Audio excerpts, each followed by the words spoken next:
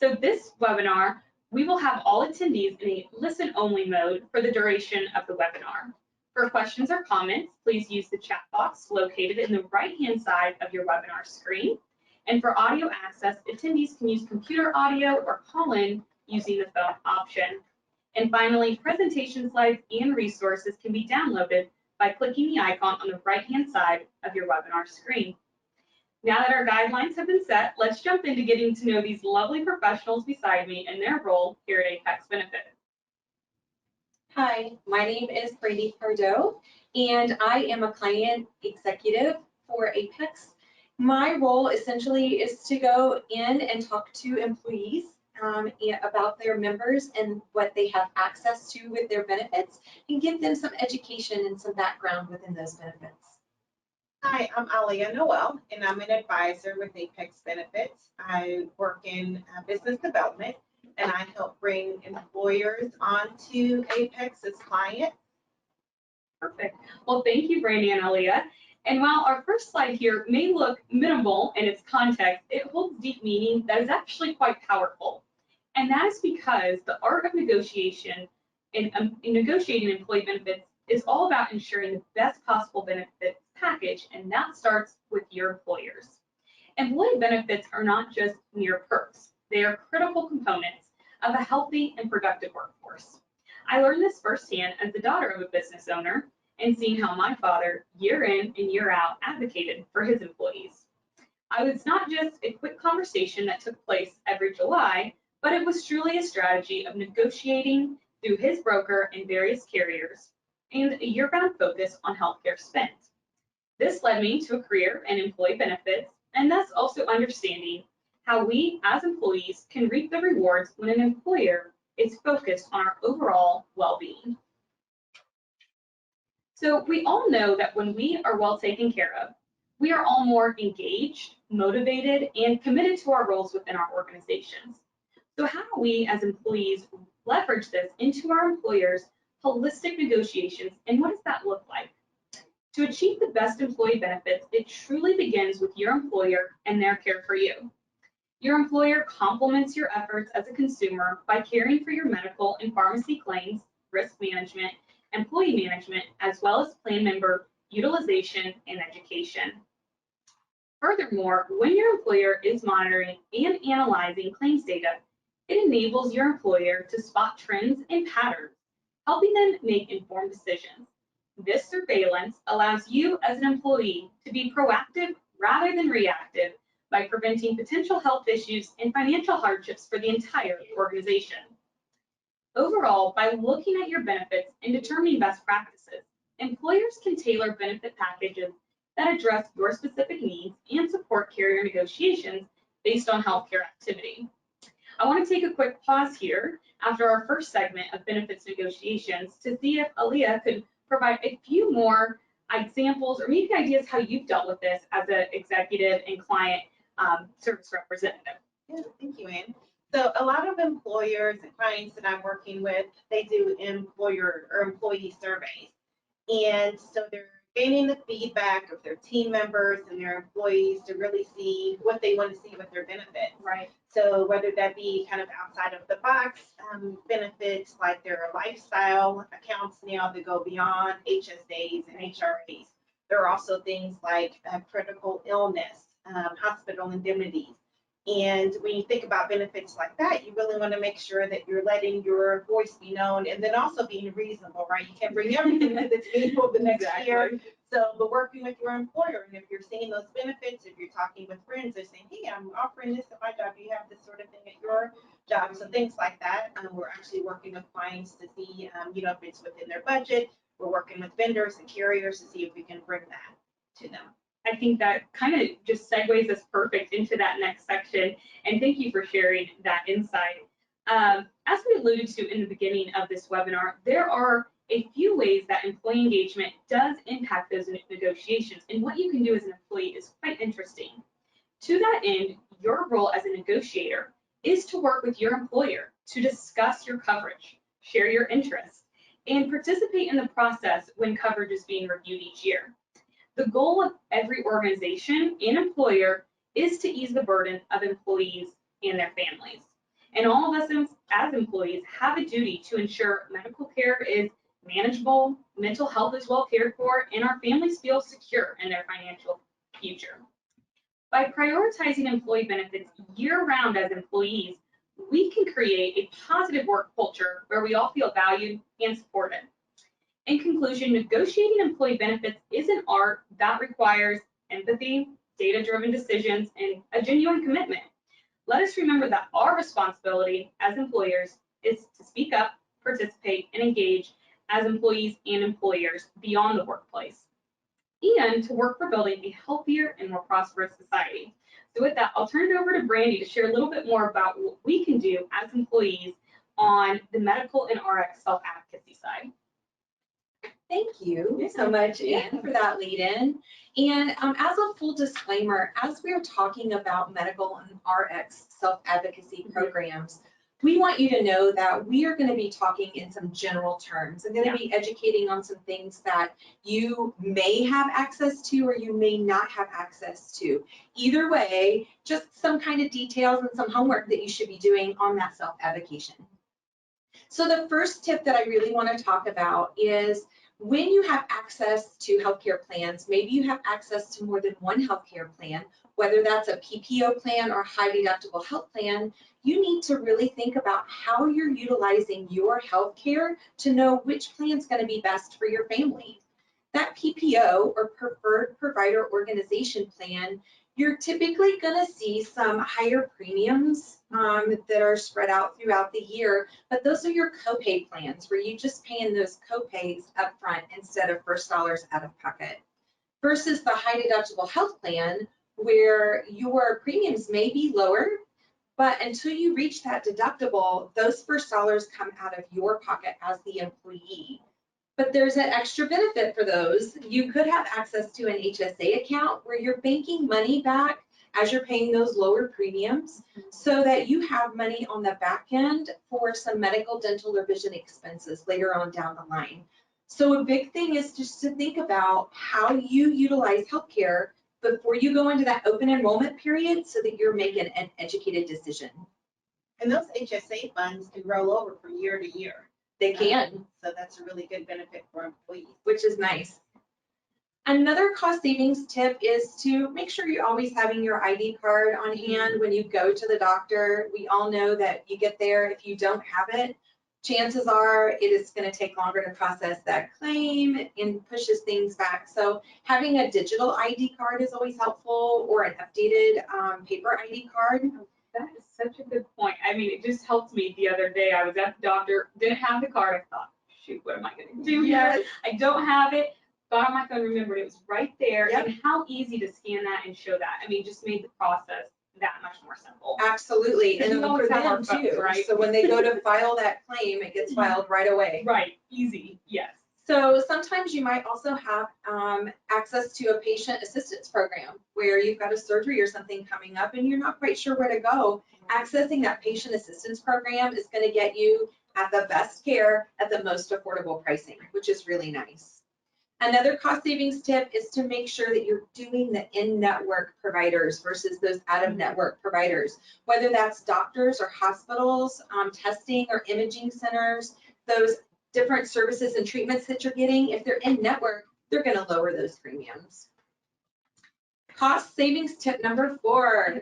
So I like to think of this as really saving our own money in our own pocketbooks.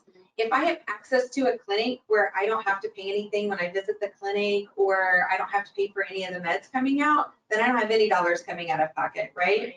Or going to the doctor's office where I have a copay versus showing up in the ER for a cold where I'm going to have to pay that big deductible or that ER visit on the back end.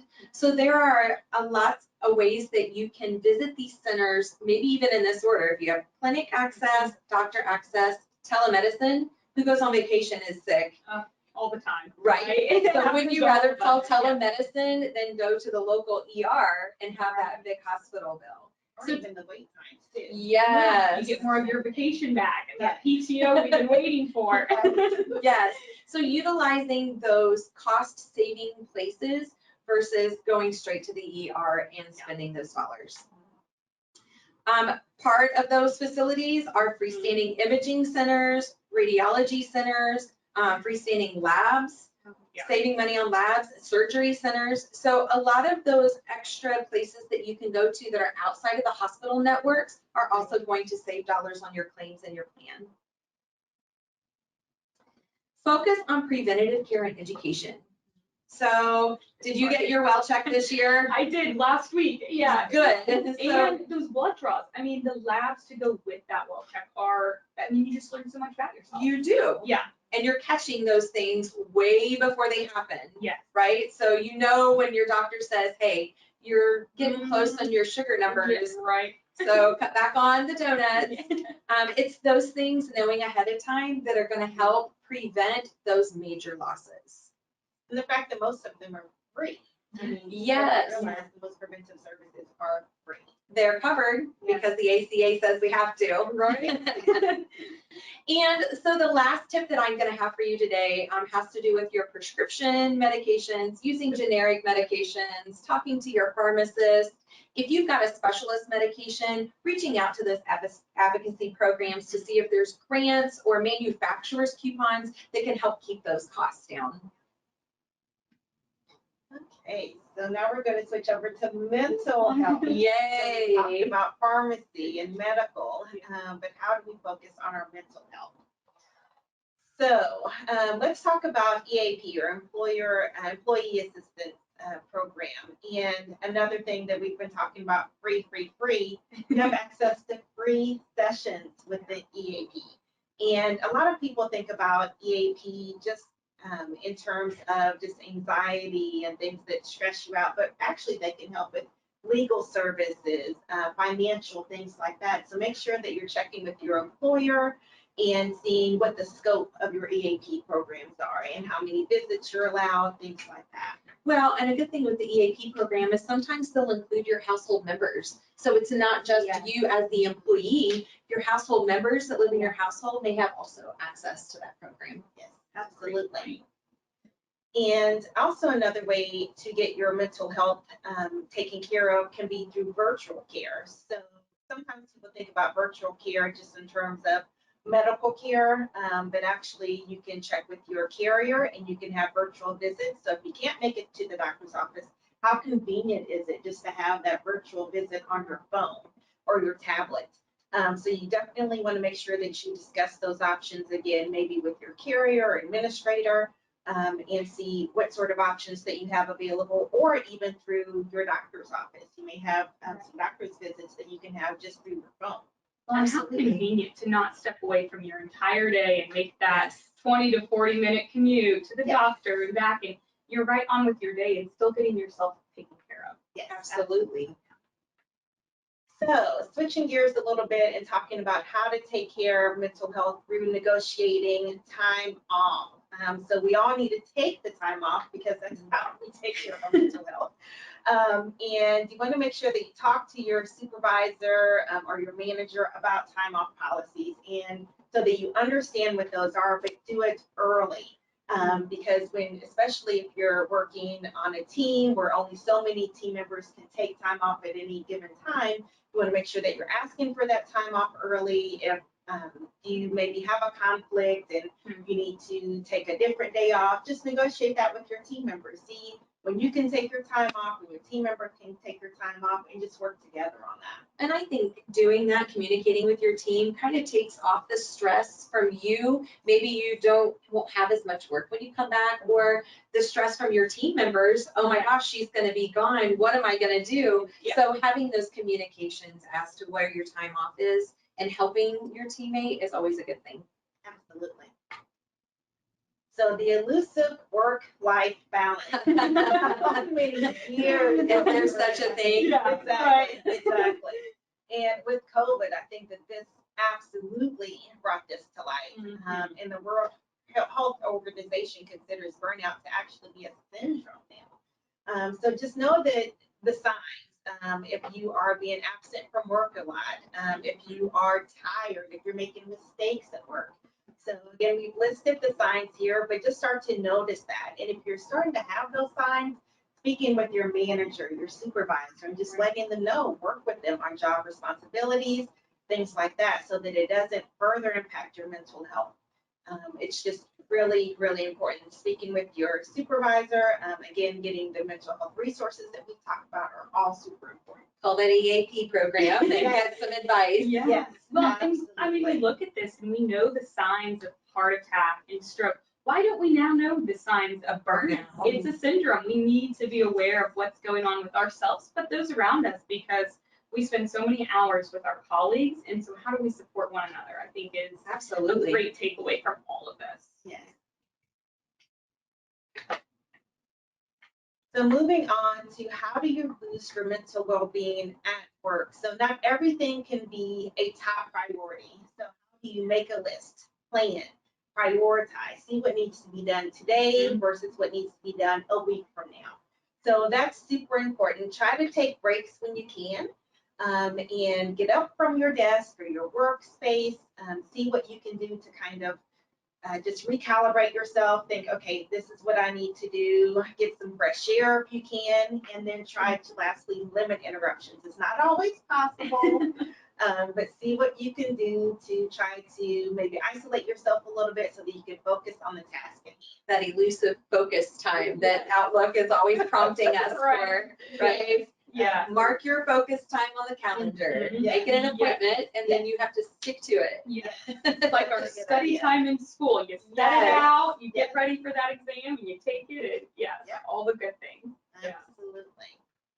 So that wraps up the mental health portion and our presentation today. So I'll send it back to Ian. Yes, well, with that, we do want to open it up to some questions from the audience. We hope that this kind of prompted you to think about maybe some different ways to take care of yourself as a negotiator, but through your medical and RXPs and your mental health. So we would love to take any questions from the audience for those of you that have tuned in with your lunch hour to join us. But I will say real briefly, it has been great to sit and kind of co-host and share the mic with these two ladies. They are definitely big resources here at Apex, and I would encourage you to continue to reach out to your Apex team because these are conversations we like to actively engage in. Thank you. Thank you. Okay, well, I don't think we have any questions right now. We'll give it another minute or two, but with that, Brandy and Aaliyah, any final thoughts and remarks to share with our audience today? No, I just need to go back and kind of log some focus time for my study. Right. Likewise. I think what really spoke to me is that it's not just one thing. It's not just focusing on the medical. It's not just focusing on the pharmacy. It really is everything in totality. Yes. And it's easier said than done, right? I mean, we Right. talked about all the tips and everything that we can do, but and maybe it's just focusing on what you can. So don't walk away feeling so overwhelmed, like I need to do everything that we talked about today, but see what you can put into practice and try just doing that. I think some of the things that make us better consumers of our own healthcare is knowing what we have access to, like really understanding what that dental coverage is going to cover, what that medical plan is going to cover, Yeah. what our out-of-pocket expenses are going to be, and then planning financially. So until you have all of those things maybe well into grasp to understand, it's hard to self-advocate without that. Yeah. And that all kind of brings together that piece of power of negotiating for yourself and being a strong negotiator in your workplace. Maybe you're not the one making the decision for your benefits plan, but you sure do have a piece in all of that that encompasses the organization and where the organization is heading as a successful place to work, live, and play. So Absolutely. I think that kind of wraps us up. Any other final questions? Perfect. Well, thank you so much for joining us. We hope you enjoyed our time together. We sure did. And hopefully we'll get this group back together for another webinar coming up. Yes. Have a great day. Thank you.